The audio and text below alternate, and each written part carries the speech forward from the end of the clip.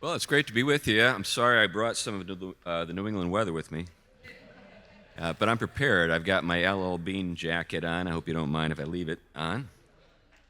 But anyway, I want to begin my talk with reading a psalm. This is the 127th Psalm. Unless the Lord builds the house, those who build it labor in vain. Unless the Lord watches over the city, the watchman stays awake in vain. It is in vain that you rise up early and go late to rest, eating the bread of anxious toil, for he gives to his beloved sleep. Behold, children are a heritage from the Lord, the fruit of the womb a reward. Like arrows in the hand of a warrior are the children of one's youth. Blessed is the man who fills his quiver with them. He shall not be put to shame when he speaks with his enemies in the gate. Now, I've gotten known to be the household guy, and so I thought it would be good to talk a little bit about how that occurred. I've actually had sort of two lives in my sort of pastoral work. I was actually known in the 1990s for urban ministry. I wrote books on the subject. I traveled the country. All those books are thankfully out of print, so you can't find them anymore. And because a good portion of them I now renounce, which is a warning to you: don't write too early. You need to mature a little bit, think about things, and arrive at at a point in your life where you've got a little more wisdom. But I guess the thought I'd like to begin with is, how did I get into this? What happened? So here's the backstory.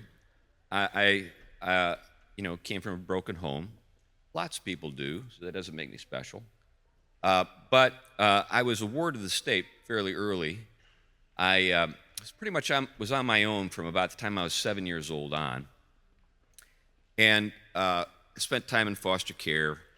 And I hated school. This is one of the things. Sometimes mothers will come up to me and say, "Hey, you've written books and stuff like that. Can you give me some advice? My kid hates to read, hates to write." And I said, "Hey, I understand completely. I hated it too." And I hated 8th grade so much I took it twice. That's what happens when you don't go to school. I played a lot of hooky, hung out with my friends, did a lot of things I shouldn't do. But there was a little evangelical church in Western Pennsylvania that was the place where I came to Christ. And it was entirely because the preacher's kid was just a normal kid. He wasn't like a super pious, evangelistically sort of minded kid. He was just a kid. He was my best friend. He had to go to church every Sunday. And I had nothing to do. I wanted to hang out with my friends, so I went to church. That was it. But it was within that little blue-collar evangelical church in Western Pennsylvania. And by the way, Western Pennsylvania is kind of a lot like this area right here. It's a very, as I noted, blue-collar. Have you ever seen The Deer Hunter, the film The Deer Hunter? That's about Western Pennsylvania. So anyway, that was the environment in which I was converted, came to Christ. And after I went to seminary, I thought, I'd like to see if there'd be something I could do to help kids who are coming out of sort of a background like mine, kids from the projects and so forth. So I ended up living and working in Boston for about a decade. I was, as I noted, involved in urban ministry. And one of the things that I found as I did my work is that evangelical theology, sort of popular evangelical theology, wasn't very helpful in certain respects as I tried to address the challenges that I was facing. And basically, evangelical theology, when it came to the challenges that you face with, just kind of the social sort of dystopian realities that you face in the inner city, didn't give you much to work with. Basically the idea is, conversionism, and I'm all for conversion, and then, good luck. And what that tends to lead to amongst guys who are involved in urban ministry is guys look for help. They look for resources, and the only people who are talking about this stuff are on the left. And that's why a lot of guys trend left when they get involved in urban ministry and so forth. It's because that's where the resources are found. So I began to dabble in liberation theology. I read Paulo Freire, I read Saul Alinsky. I was involved in various efforts in the city of Boston.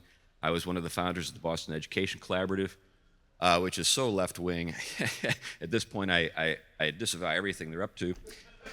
I was involved in kind of the proto-DEI efforts. I was actually involved in a lot of that stuff in the early days. As I saw the implications, I recoiled and turned away from it. So what happened? Was it just simply a matter of sort of coming to my senses and walking away from that kind of stuff? Well, yes and no. First of all, one of the things about the left is that statist solutions are what they favor, and I, being a ward of the state, had personal experience with the state. It's like being raised by the DMV. I had zero illusion. I had no illusion about what the state can accomplish. It can keep you alive, but it can't give you a reason to live. It can just, feed you really bad cheese. You remember if anybody here been on public assistance? Yeah. You know the cheese, the government cheese, right? The Velveeta stuff that's not even as good as Velveeta.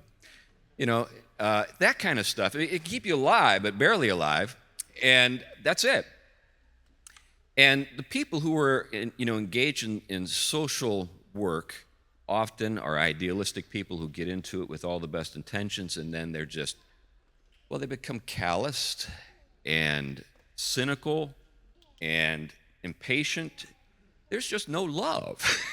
Where's the love? It's not there, let me tell you that. And so I don't hold anything against the folks who are involved in that work. It's necessary work. But at the same time, I don't hold out much hope for it doing much to make things better for people. Oddly, when I lived in Cambridge for about a decade. Folks here familiar with Cambridge? It's right across the river from Boston. It's where MIT and Harvard and about a dozen other schools are located. I lived right in the middle of that. I found myself at Harvard Divinity School. That's a story in itself, but I won't get into it. But as I was studying at the Divinity School, I revisited Aristotle. Aristotle was someone that I had studied as an undergrad. But now I had a new set of questions. And as I read Aristotle, and I read the ethics, and I read the politics, I was introduced to a way of thinking that was not unique to Aristotle. This is one of the things about, say, reading Aristotle or Plato. We think that they just kind of sat in a room and dreamed up a bunch of stuff. Very often, they were just observing the situation on the ground. And what I saw in the politics and in the ethics is that for Aristotle and Seneca and the Apostle Paul, the household was the center of economic activity and was the fundamental sort of given political institution in antiquity. In the first century, that's the way it was. And as I thought about this, it occurred to me that we had lost touch with that, and my eyes, sort of the scales fell from my eyes, you could say, and as I turned to Scripture, I saw things in Scripture that I had overlooked, hadn't thought about. For example, the household codes. We've got a household code in Colossians, we've got another household code in Ephesians, and those are never read in evangelical churches. Why? Because they're embarrassing, because we don't understand them. They sound oppressive, they sound patriarchal, they sound terrible to modern ears, but they are a part of God's inspired word. And what I realized is that they make a lot of sense if you have a certain frame of reference within which to interpret them. And I'm going to talk a little more about the modern frame of reference in a moment, but what I saw was that as a modern person, when I read that, I was misreading Scripture. I didn't have an understanding that someone like Seneca or the Apostle Paul would have and anybody on the ground would have in the first century. Now, today I'm in a much better spot than I was when I was a kid. I've own productive property. I've got 3 kids. I've got 5 granddaughters. We had just three of them born this year. So all of my kids are in a contest to have as many kids as possible. And so it's a great experience for my wife and me. I now, after having lived and served churches in New England for 30 years, I'm now on the opposite coast in a town called Battleground, which is a great place to live. Probably the most Christian town I've ever lived in. And maybe later on we can talk a little bit about that. But I'm in a good spot, and I've put into practice the things that I write about. So the stuff I write about in Man of the House, so the books I've written, Man of the House, Household and War for the Cosmos, and In the House of Tom Bombadil, are all things that I actually try to put into, and I actually try to do the stuff. I'm not just, theorizing and saying, wouldn't it be great if we did this? I'm actually trying, and here's the good news. This is not the gospel good news. It's just kind of good news kind of in this respect to what I'm talking about. It works. It works. And the reason why people don't think it works is because, well, they're dumb. But the other reason is they've never actually tried it, and they don't understand how it works. It's like a foreign country to these folks. Now, this particular psalm is remarkable in so far as that it actually reflects the outlook of Aristotle. In fact, it actually works the other way around. Aristotle, for all of his problems, got some things right. Have you ever, I've had a number of mentors in my life, and the mentors that I've had have been a mixed bunch. I can identify maybe 6 or 7 of them. When it comes to, the meaning of life and how to live as a Christian, obviously I have Christian mentors. But have you ever found that you can find someone who doesn't know the Lord who can give you good advice on like one thing? And like that's the authority you go to for that thing? When we look at someone like Aristotle, that's the way we should think about it. It's not like Aristotle is the guide to life. It's not like he gets everything right. He gets a lot of stuff wrong. But there are certain things where he is so on point. You say, you know what? He understands the Bible better than a lot of people who read the Bible every day. In other words, he's on point on this particular matter. And when it comes to this particular psalm, what we have is the household and the city. The way the psalm begins is, unless the Lord builds the house, those who build labor in vain. Unless the Lord watches over the city, the watchman stays awake in vain. What Aristotle noted is that the oikos and the polis, oikos is the Greek word for house, polis is the Greek word for city, they have a symbiotic relationship with each other. It's not as though you can just sort of think about one thing without any sort of thought given to the other thing. So households have to exist somewhere, right? And cities need to be made up of households. So there's a relationship between these two things. And another thing that Aristotle said, and this is going to strike you as, it's going to sound very odd, but Aristotle believed that these are natural institutions. Natural institutions. That doesn't mean we don't work to build them. It's just that the fact that we work is also natural. In other words, this is a way of thinking that's sounds very odd to modern ears, because to modern people, the state of nature is where individuals live, like Tarzan, right? Without any other human beings around to interact with. And different modern philosophers, and by the way, this is the thing that might strike you as, again, surprising. You don't live in a conceptual vacuum. Your mind has been shaped by modern philosophy. Whether you know it or not. When you read your Bible, you're not like looking at it like Adam in the Garden of Eden, shaped by the social environment and without the lenses that your society has given you. You are looking at Scripture through a modern set of glasses. And the modern view is that the individual precedes or prescinds social institutions and kind of exists in sort of this nether world, this neutral world, right? Where we kind of decide, well, I maybe will be involved in that or not.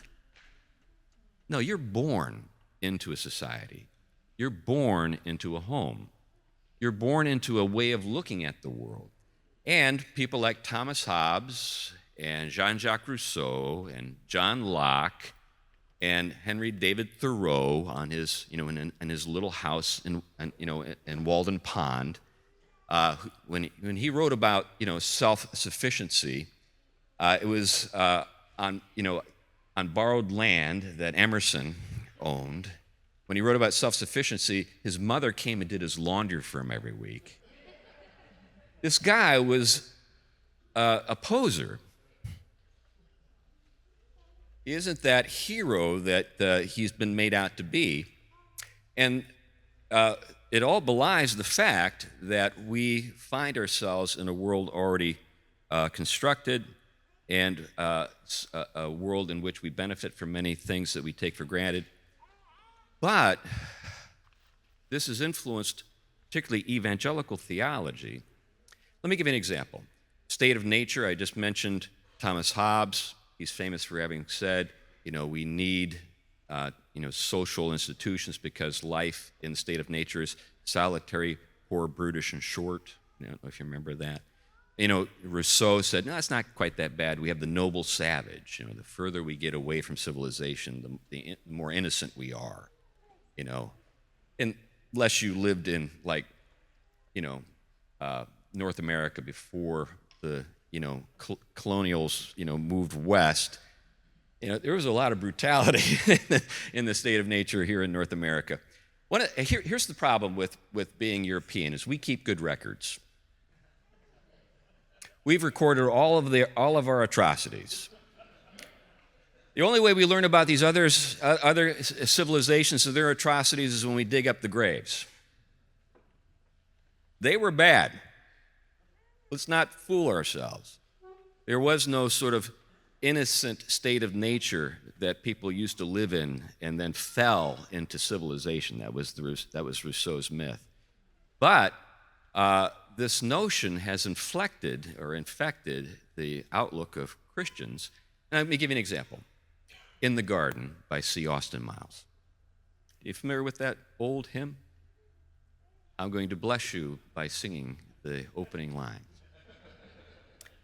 I come to the garden alone, while the dew is still on the roses, and the voice I hear falling on my ear, the Son of God discloses. And he walks with me, and he talks with me, and he tells me I am his own, and the joy we share as we tarry there. Get this line. None other has ever known. This is a solipsistic, sort of individualistic withdrawal from the worldness, and that is American evangelicalism. When I lived on Cape Cod, I buried 50 people on Cape Cod when I was a pastor there. You go to Cape Cod to die. It's like Florida. You had to really do a lot of evangelism just to keep the doors open. People are just dying all the time. And, my church was healthy and growing there even as we just sort of lost people every day. But when I was meeting with people for funerals, I knew, a few things. I said, okay, obviously we want to have some scriptures here that are favorites. Obviously, 23rd Psalm was way up there. Amazing Grace was way up there. And In the Garden was like a favorite. They all wanted In the Garden. After a while, I stopped asking them, what do you want? But anyway, so that's the situation we find ourselves in. But the Lord builds, and the Lord watches. The first institution is the institution of the household, and it's instituted in the garden before the fall. In other words, this is not something that was instituted following the fall to address, the fallen nature of human beings. This is part of the original plan. And then we're told that the Lord is a watchman over the city, or can be or should be. And we're also told that Abraham was seeking a city whose builder and maker is God. Now, the reason why he was looking for that city is the first city builder in the Bible was, guess who? Cain. You think he had a good plan when he set about building the city that he built? No, it was a city that you'd expect someone like Cain to build. And so, consequently, when it comes to this larger institution, the city, there is something that God is up to that Abraham was longing for. I'd like to reflect a little bit on the household and the church. I don't want to steal any of Toby's thunder, but if I do, please forgive me. But when we think about the household and its relationship to the church, the thing that we need to make certain that we don't do is allow one institution to consume the other. They're distinct.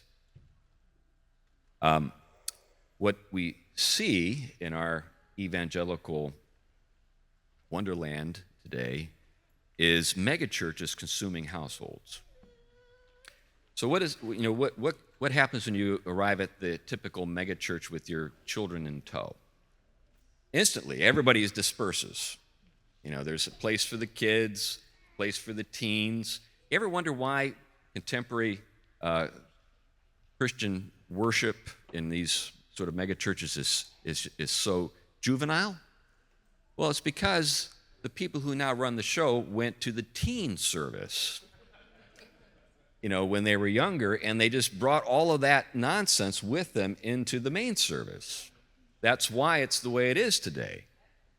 What we really ought to do is keep the families together as best we can and help our children to grow up, right? Rather than, encourage them to remain juvenile their entire lives. We need to teach them how to consume solid food and not give them milk. Anyway, so megachurches have a way of pulling apart households, and the response to this by some people is to elevate the household to the point where it doesn't seem like we need the church as an institution any longer. We've got kind of a house church phenomenon that is a reaction to that megachurch phenomenon, and now Uncle Stan is your pastor. And the only other people in church are the same people you're with every day, right? Or maybe, get the extended family, or maybe 2 or 3 families that get together. And consequently, you end up with some really kind of weird stuff. And when, stuff comes out about some of the people who were in those movements, I'm not surprised. I'm like, oh, that's awfully sick. Because households need other households, and the institution within which those households relate to other households are the polis, the city. And when we think about the church, we ought to think about it in those terms. One of the things to remember is that when it comes to eschatology, you can over-realize your eschatology. I don't know if you're familiar with that term. Eric Voegelin, who was a philosopher, is famous for having said, don't immanentize the eschaton. It's a famous way of putting it in a particularly narrow circle, small circle of people who were into sort of philosophy and stuff. But what he's getting at is don't look for utopia. Utopias always end badly. Always end badly. And it's kind of a joke because the word utopia means, guess what? No place. What the word literally means. In other words, it only exists in your head. As long as we're in this fallen world, we're going to be dealing with, the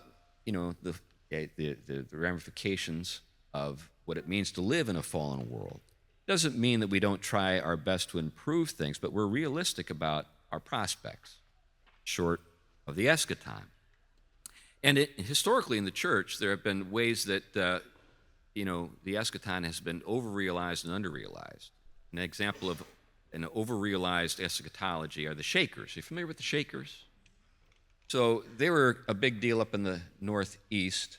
You can still visit their villages. The Pittsfield Village in western Massachusetts is where the famous Round Barn is, and that's probably the best one to go to. And everybody loves the Shakers, but nobody wants to be a Shaker. Because Shakers believe that the second coming has occurred, and the second coming was Mother Ann Lee. And Mother Ann didn't think marital relations were very holy, and thought that, in the kingdom, there'll be no giving and receiving in marriage. Well, here we go. And so consequently, whole families would enter into the Shaker villages and be separated, children raised in common, and then there would be no conjugal relations between men and women. Consequently, there were no little Shakers being born. And wouldn't you know it, they died out. This is an overrealized eschatology. An underrealized eschatology is what we see with the Mormons. Hey, babe, we're married forever. Celestial marriage, baby. You're never getting rid of me. This is why there's suicide as a problem with Mormon women.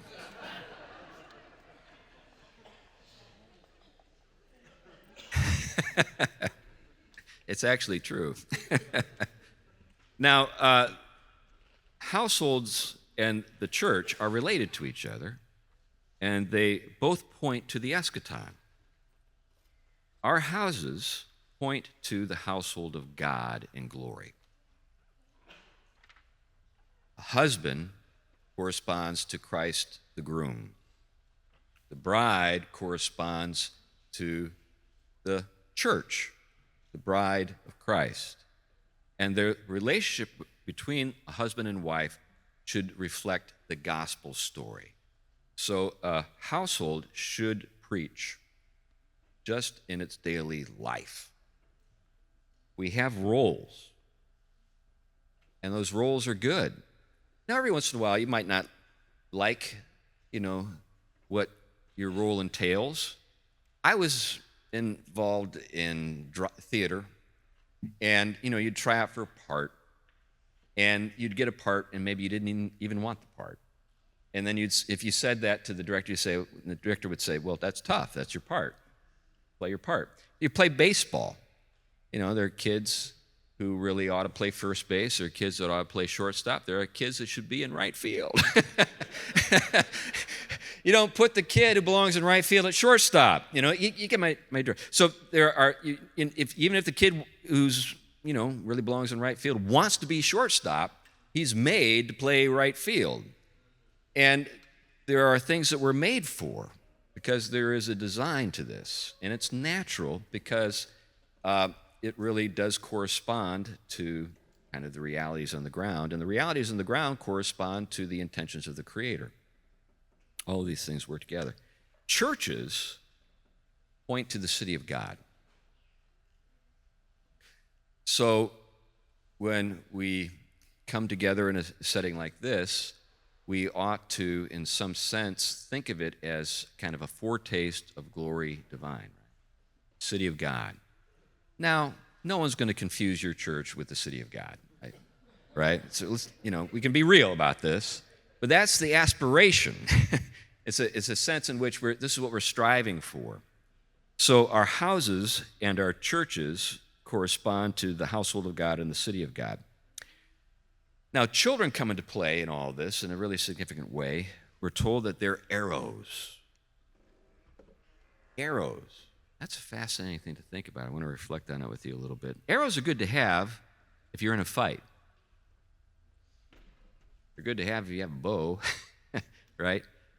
And what this implies, kind of the question begged here, is we're in a fight. You don't like to think about it that way.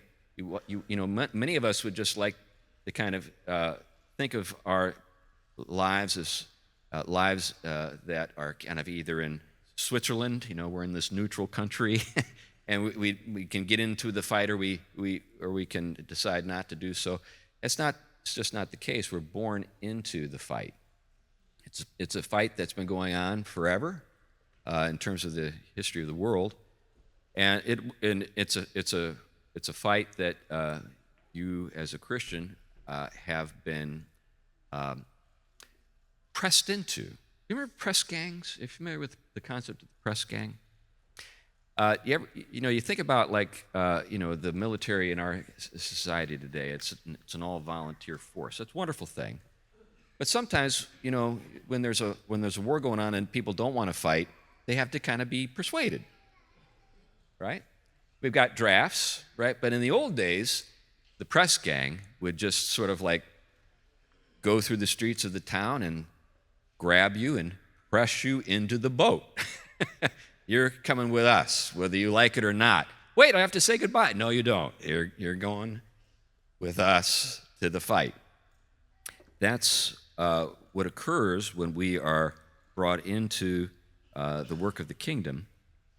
And children are good in a number of ways, but I wonder if we live in a society today where we've lost touch with this.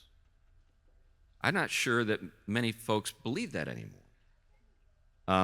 I think most of the time we think of children as little liabilities. I came across something from the U.S. Department of Agriculture. Now, why they did this study, I don't know.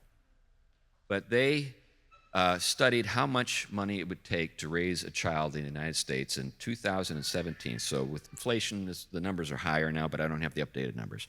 But according to the U.S. Department of Agriculture, it cost $304,480 to raise a child to the age of 17 in the United States. For a lot of folks, that's a waste of money. They'd rather have a dog. And the reason is because dogs are less expensive and they're always happy when you get home. Now, they're also, of course, a liability when it comes to your personal career goals. A lot of young women, would like to schedule their children. And the children are always scheduled for after they've got their PhD and their really cool job in Manhattan. I was driving through Beverly Hills. This is fun to do. I was driving through Beverly Hills a few months ago. I was speaking at a conference out there, and I said to my wife was like, let's go to Beverly Hills and see what it's like. So we drove through it. I didn't see a kid in the whole place. I saw a lot of kind of Paris Hilton wannabes with their foo-foo dogs. Literally, I saw a gal with a dog in a stroller. I was like, wow. The motherly instinct just doesn't quit. Even though you don't have a baby to work on. So what's happening in our society, and by the way, women are discouraged from having children when they're most fit to have them because corporate America values women. This is one of the things that I think is lost upon us. Big business is not our friend and hasn't been for a long, long time. The people that were behind the feminist movement in the early 20th century, the folks who helped to fund it, were big business. Why? Because gals can do a lot of stuff. Gals, are smart, and they're able to do stuff in offices, and they're able to get things done, and they're very compliant, and they do, they're neat. There are lots of things that women can do that we're willing to pay them for, but if they're too busy over here, wiping runny noses and stuff like that, then they can't help us meet our quarterly goals. Nobody tells women this. We need to start telling them this, that, this is not all about you, gal. There are agenda that are being pursued out there, and they don't really care about your window of fertility. They really don't. And it does close that window. And many, many gals discover that too late. They've got their corner office. They've got their nice car. They got their cats. They're not married. And their prospects are very poor when it comes to something really important. And many of them want. It's not as though they don't want this. They do. But nobody is telling them the truth. And now we're facing, you remember the population bomb? Paul Ehrlich, I think it was Paul Ehrlich, Stanford professor, wrote a book titled The Population Bomb, got everybody freaked out, led to all kinds of dystopian movies like Soylent Green and stuff like that in the early 70s. What we're actually facing is the reverse, the depopulation bomb. So, right now in China, we don't need to worry about China. They're dead. Population collapse. They will be the third of the size they are today by the year 2100. And the thing about demographics is you can see them. It's not like something that you're just guessing. You can actually see it. Okay, and if this is going to turn around, how many kids did this generation going to have? A whole lot more than they're having. In the United States right now, the only reason why we're propping this thing up is because of immigration. Women in the United States have 1.8 children. I've been looking for this 0.8 kid. It's the way it is. And we're like the healthy country. The collapse of population in places like Italy and South Korea is just unbelievable, where it's actually less than one child per woman. Nobody's talking about it. We're starting to hear people sort of grumble about it. And my own prediction on this score is that we're going to see in about 50 years, a whole different attitude when it comes to sexual minorities, quote, sexual minorities. They'll no longer be lionized. They will be ostracized. Why? Well, when Social Security can't write the checks, here's a thought. Where does the money come from? People.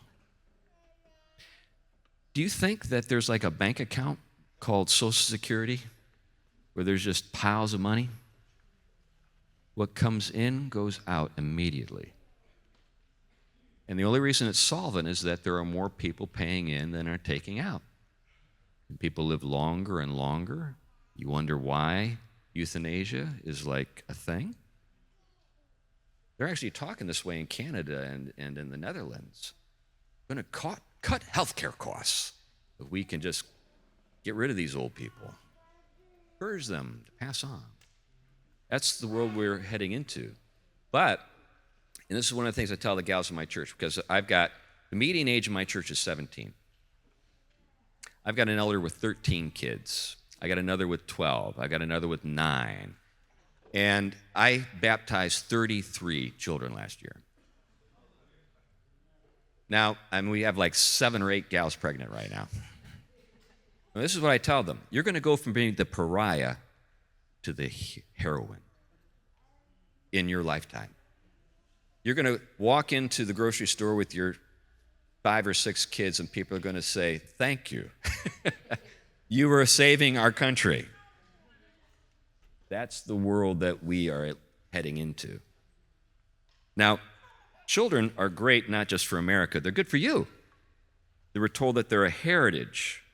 What's that supposed to get at? Who's going to remember you? Who's going to carry something of you forward into the future? Here's a thought. Anybody here from Kentucky? Or have some sort of background? Anyway, let me tell you. So if you were from Kentucky, you might know about my 6th great-grandmother, Jenny Wiley. Jenny has a state park named for her. Jenny Wiley State Park in rural Kentucky. And the reason why she has a park named after her is because she was abducted by Native Americans and all of her children were slaughtered. She lost, I think it was 5 or 6 children in the raid and was taken away. There's actually a book called White Squaw about her. After about a year in captivity, she escaped and was reunited to her husband and had another 6 kids. And I'm descended from the second batch. I'm really glad that my great-great-great-great-great-grandmother survived to have more children. But the reason why we remember her is because of the children. So they're a heritage from the Lord. They also are arrows, we're told. What's that about? Well, the way the psalm ends is noteworthy. You will not be put to shame, this is speaking to a man, when you are dealing with your enemies at the gate. There's a reversal that occurs in a man's life. At one point, he's the defender of those under his supervision and who are under his care. But later on, he's not so good at fighting, and he needs some defenders himself. And when you have a bunch of boys behind you at the gate, you're not put to shame. Hey, boys, take care of that for me. That's what it's referring to. It's a return on investment. You think $304,000 is a lot of money. How much is a child worth?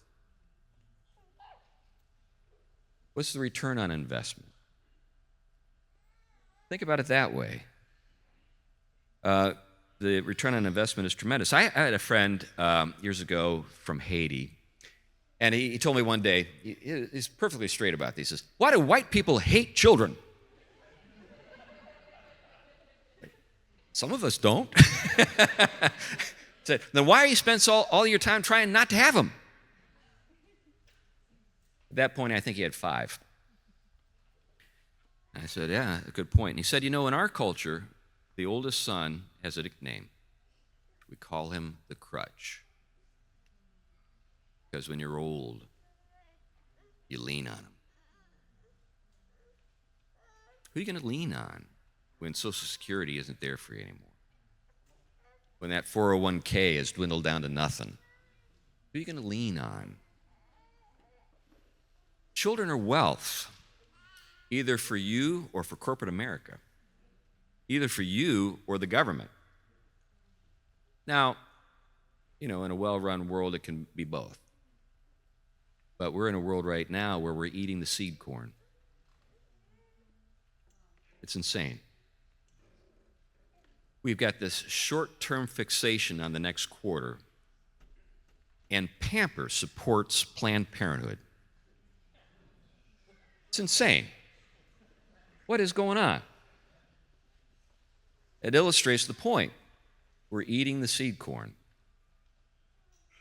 Corporate America needs to get its act together. It needs to be disciplined by the law of God. I'm not against corporations. Corporations are like any other tool. They're useful, but they're not everything we need. I have a friend, he was bragging to me that his son, who works in Silicon Valley, never goes home.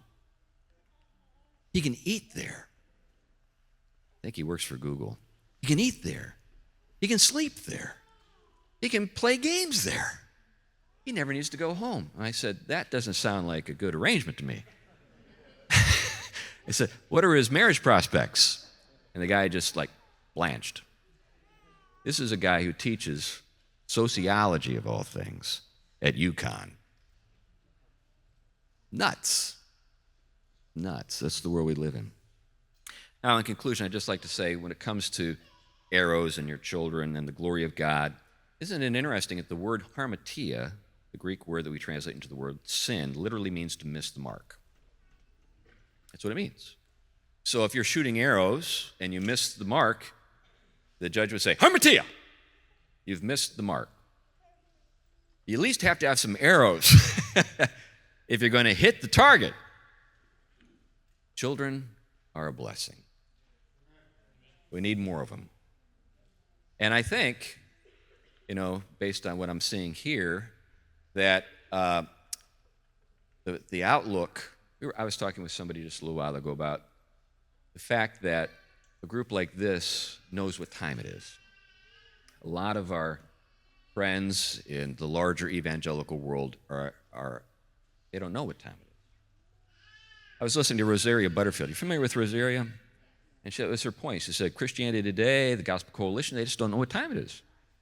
They just don't know what time it is. Here's a woman who was, and still is, a PhD, and was a lesbian, and had just sort of like written off the traditional household as a patriarchal and oppressive. Now she's homeschooling her kids and is happy as can be. It looks like a woman. It's great. That's the future. That's the future. Because the future only exists when there are people there. What we are dealing with right now in America and in the Western world is a death cult. It's a death cult. They don't have any reason to live. That's why they don't want to put anybody in the future. That's the story. Well, I know that based on the fact that I see a bunch of kids here, it's not true for you. Thank you.